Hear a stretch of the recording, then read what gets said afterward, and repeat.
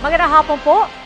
Kasunod ng nadiskubring wasak at halos nakalbong bahura sa Rosul Reef at Escoda Shoal, isang sandbar naman malapit sa Pag-asa Island ang tinambakan ng mga patay at durog na koral. Sa lugar na yon, laging nakaharang ang barko ng China Coast Guard at mga Chinese Maritime Militia vessel. Nakatutok si Joseph Moro. Imbes na mga natural na buhangin, tambak na mga patay at durug-durug na mga corals ang nadiskubre nitong Biyernes sa Sandy Cay 2. Isa ito sa 4 na queso sandbar na matatagpuan sa bungad lamang ng Pag-asa Island sa Kalayaan na may layong 3 nautical miles o halos 6 na kilometro lamang. Dito nakaharang araw-araw ang barko ng China Coast Guard at mga Chinese Maritime Militia vessels. Kumpara sa Sandy Cay 1 na puro buhangin, ang tambak ng mga coral sa Sandy Cay 2 halos yung taas na ng tao. Bago makarating sa Sandy Cay 2, may barko ng Chinese Coast Guard na sumubok pang humabol sa mga pumunta roon at bumusina pa. Hinihintay pa namin ang panig ng AFP Western Command. Matatandaan sa pag-inspeksyon ng Philippine Coast Guard sa Rosul Reef at Escoda Shoal, ubos ang mga coral sa ilalim nito. Ayon sa ilang maritime law expert, ganito ang karaniwang ginagawa ng China bago nila simulan ang reclamation na pagtatambak ng mga artificial island. Hinihingan pa namin ng pahayag ang Chinese Embassy. Para sa GMA Integrated News, Joseph Morong, nakatutok 24 oras. Sa Bajo de Masinloc o Scarborough Shoal, kung saan hirap makapangisda ang mga Pilipino, may floating barrier pang nadiskubre na nilatag umano ng China. Nakatutok si Rafi Tima. Ito ang malapitang kuha sa mga barrier sa entrada ng Bajo de Masinloc o Scarborough Shoal na ayon sa Philippine Coast Guard ay pinangharang ng China Coast Guard. Kwento ng mga mangingisda, hindi lang ito simpleng boya, kundi may pangharang din sa ilalim para masigurong hindi makalulusot ang malalaking bangka o barko. Nilapitan ko ang barrier habang nasa malayo ang mga nagbabantay na China Coast Guard. Napakakapal ng lupid na nakatali dito sa mga boyang ito. At meron pang net dun sa ilalim.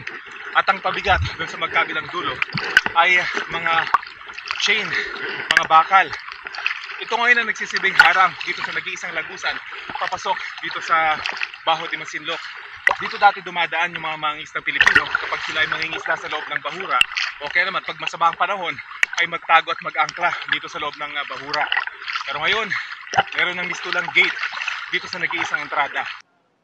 Kasama ang GMA Integrated News sa mga lula ng BRP Dato Bangkao ng BIFAR papunta sa Bajo de Masinloc, sinubukang harangan ng China Coast Guard ang pagpasok doon ng barko. 30 kilometro pa lang namin sumalubong at nagraradyo na ang CCG. Kanila raw ang Bajo de Masinloc mula pa noong sinaunang panahon. The activity is fiercely infringed on the maritime rights of China. You must stop your activity and leave this area immediately. You do not interfere with our activities here inside the Philippine waters. You are inside the exclusive economic zone of the Republic of the Philippines. Nakalusot din ang BRP Dato Bangkao at nag-angkla 300 metro lang mula sa Bajo de Masinloc. Ito na ang pinakamalapit na narating ng isang barko ng Pilipinas sa Bajo de Masinloc mula ng bantayan at tangkinin ng China. Sa 3 araw na pananatili ng barko, namigay ang BIFAR ng 60,000 litro ng diesel sa 54 na mother boats o malalaking barkong pangisda ng mga Pilipino. Ito na ang ika-4 na ganitong operasyon ng BIFAR dito sa Scarborough Shoal. At ito na raw ang may pinakamaraming mga isda na dumagsa rito para makakuha ng libreng krudo. Hanggat may pondo, ipagpapatuloy daw ng BIFAR ang pamimigay ng ayuda. Maibsan man lang ang hirap na dinaranas ng mga Pilipinong mangingisda rito. Lalo pat nandito nga sila sa Scarborough Shoal, hindi naman sila makapangisda sa loob mismo ng bahura. Ayon sa mga mangingisda, malaya naman silang nakakapangisda sa labas ng bahura. Pero bawal pa rin sila sa loob kung nasaan ang maraming klase ng isda.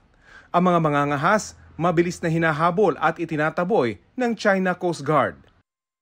Para sa GMA Integrated News, Rafi Tima, nakatutok, 24 oras. Sa ibang balita, patas na investigasyon daw ang panawagan ng lider at mga miyembro ng Socorro Bayanihan Service Incorporated sa Surigao del Norte. Nakatutok si Marisol Abdurrahman.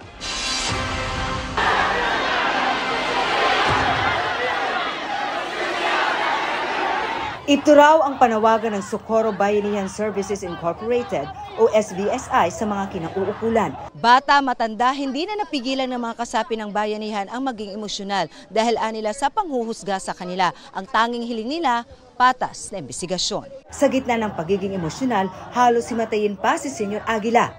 Kanina, nagpunta sa Sitio Kapihan ang Provincial Director ng Surigao del Norte Police para iabot ang invitation ng Senado sa gagawing pagdinig sa Huwebes. Para ma-assure ko rin ma'am na ma-inform sila, talaga na-inform sila and yung commitment nila na pupunta po doon sa hearing po. Panawagan ni Senyor Aguila sa mga mambabatas. Sana po dito na lang sa amin yung Senate inquiry kasi dito naman yung issue dito sa amin sa Kapihan para sila mismo isa-isa sa mga tao na magtanong, sila yung mismo yung mga tao yung personal na lang ma-imbestiga rito. Pinapirma rin ng PNP ang 10 pulis na nag-absence without leave o nag-awol. Meron na raw dismissal order ang mga ito. Malapit naman ako sa pamilya ko, ma'am. Dito yung pamilya ko. Tapos parang hirap talaga yung bumalik doon. Yung sa baba, ma'am, dati po akong investigator. Alam ko kung ano ang paggawaan ng droga, alam ko kung ano ang droga nakakasira ng pamilya. Pero kung ganyan nga po, ma'am, nga may negatibo akong makikita, ako na mismo. Yung mga maling gawain, ma'am, kung ganyan man, kung may makita man ako dito, ako na mismo bababa. Masaya kahit walang pera. Sinusubukan naming kunan ng pahayag si Senadora Risa Hontiveros na nagsiwalat ng gawain ng SBSI pero wala pa siyang tugon. Nagsauli na raw ng kanilang mga service firearm at kumpleto naman daw ito ayon sa PNP. Nakipagpulong naman kagabi ang mga leader ng SBSI kay Socorro Mayor Riza Timkang para raw makipag-ayos na. Let the LGU make some demands and we will see to it nga. Halimbawa nila, sabi nila, sana wala na yung mga yung parang dito. Wala na yung gate. Walang problema. Kaya pag-usapan natin. Sa yung mga kaso namin, i-atras din namin. Kaya both sides may mga kaso na finahil. Sabi niya, ano nating magawa, nandoon daw sa Senado. Kinumpirma ni Timkang ang kanilang pag-uusap at sinabing hindi raw basta-basta ang hiling ng grupo, kaya hindi pinagbigyan. Para sa GMA Integrated News, Marisol Abduraman, nakatuto 24 oras. Hulikam sa NAIA ang isa pang security screening officer na nagbukas ng bagahe at nanguha umano ng gamit ng pasahero. Nakatutok si Von Aquino, exclusive. Nakuna ng CCTV sa NAIA Terminal 2 departure area noong September 13 ang isang security screening officer na binuksan ang bagahe ng isang pasahero. Kinuha niya ang 2 pakete mula sa bagahe at inilagay sa isang airport bin. Ibinaba niya ito sa sahig, tinakpan ng isa pang bin, saka itinabi. Kumuha po siya ng gamit sa isang pasahero na hindi naman sa kanya. Allegedly sabi niya, binigyan daw siya. Binigay naman daw sa kanya. But to us, extortion po yun, hindi po yun bigay. Ayon sa Office for Transportation Security o OTS, nilabag ng screening officer ang RA 6713 o Code of Conduct and Ethical Standards for Public Officials and Employees. Noong Biyernes natapos ang investigasyon ng OTS at tinerminate agad ng Sabado ang screening officer na Abril lang na-hire bilang job order personnel. Effective today, you're dismissed from the service. Ang sabi raw ng screening officer sa OTS, tsokolate ang kinuha niya na binigay umano sa kanya ng pasahero. But we will have to confirm kung talagang tsokolate. Meron ding angle sa tinitingnan natin mga investigador na baka posibleng kaya merong ganun dahil baka may pinalusot naman itong mga screening officer namin. Sinubukan naming hingi ng contact number ng na-dismiss na security officer para makuha ang kanyang panig, pero hindi ito ibinigay ng OTS bilang respeto sa kanyang privacy. 3 tauhan pa ng OTS ang naka-preventive suspension na at sinampa ng kasong administratibo kasunod ng pagkahulikam sa isang screening officer na lumunok ng tila papel kasunod ng reklamo ng isang pasaherong nawalan daw ng $300. Pero sabi ng screening officer, tsokolate yon at hindi pera. Ayon sa Office for Transportation Security, 24 pang kaso ng paglabag ang kanilang iniimbestigahan na bahagi raw ng kanilang intensified internal cleansing program. We encourage kung talagang if you feel na your rights are violated, we encourage the public to file a complaint and we will act on it.